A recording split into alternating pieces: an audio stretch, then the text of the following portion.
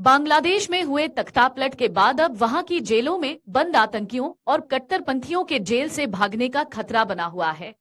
हालत यह हो गए हैं कि प्रतिबंधित इस्लामी छात्र संगठन समेत जमात इस्लामी और जमात उल मुजाहिदीन के आतंकियों समेत कई कट्टरपंथियों को बांग्लादेश में हुए तख्तापलट के बाद जेल से छुड़ा लिया गया है।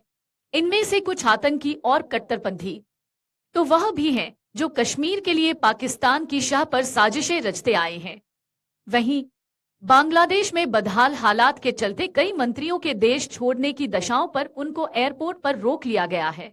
जानकारी के मुताबिक बांग्लादेश में शेख हसीना की सरकार में कई मंत्री नजर बंद हो चुके हैं। मंत्री देश छोड़ने की फिराक में हैं। बांग्लादेश में तख्तापलट के 24 घंटे के भीतर अलग अलग जेलों में उपद्रवियों ने हमला बोला है। जानकारी के मुताबिक इनमें से एक महत्वपूर्ण ढाका की जेल में बंद प्रतिबंधित इस्लामी आतंकी संगठन जमात उल मुजाहिदीन से जुड़े कुछ आतंकियों को भी जेल से छुड़ाया गया है। सिर्फ इसी प्रतिबंधित आतंकी संगठन से जुड़े आतंकियों को ही नहीं छुड़ाया गया, बल्कि अलग अलग जेल में बंद कई प्रतिबंध आतंकियों और कट्टरपंथियों को भी जेल से छुड़ाने की योजना बनाकर निकाल लिया गया है, क्योंकि यह सभी कट्टरपंथी और आतंकी बांग्लादेश में सरकार के खिलाफ थे।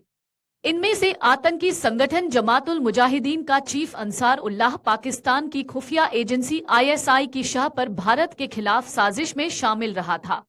केंद्रीय खुफिया एजेंसियों से जुड़े अधिकारियों के मुताबिक सिर्फ इसी आतंकी ही नहीं, बल्कि अन्य आतंकियों के जेल से छुड़ाए जाने पर वो पूरी नजर बनाए हुए हैं।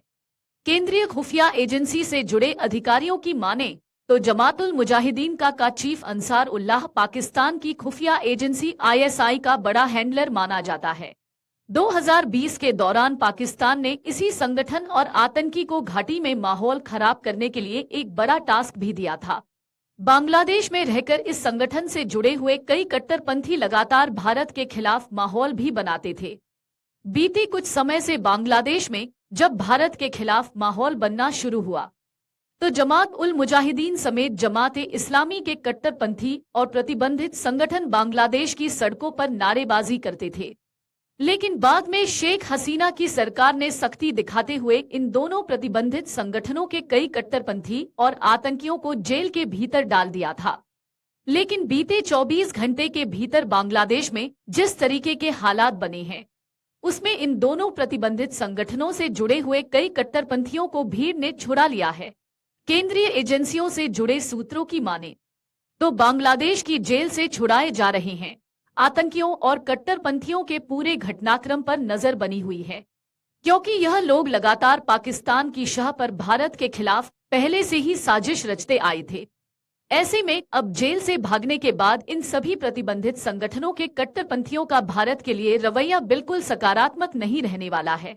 यही वजह है कि सुरक्षा एजेंसी से लेकर खुफिया एजेंसियां चाक चौबंद होकर बांग्लादेश के हालातों पर नजर बनाए हुए हैं। केंद्रीय खुफिया एजेंसी से जुड़े सूत्रों की माने तो यह वह संगठन थे जो लगातार शेख हसीना के खिलाफ आवाज बुलंद करते थे।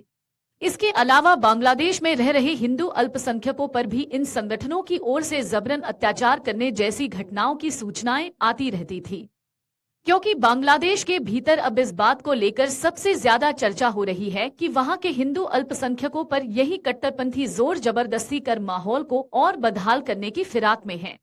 ऐसे में जेल में बंद इन आतंकियों के भागने से न सिर्फ बांग्लादेश में और हालात बदहाल होंगे, बल्कि उसका असर भारत पर भी सीधे तौर पर पड़ेगा। अगर आप ये वीडियो YouTube पर देख रहे हैं तो हमारे चैनल को सब्सक्राइब करें और बेल आइकन को दबाना ना भूलें। अगर आप Facebook पर ये वीडियो देख रहे हैं तो हमारे पेज को लाइक करें।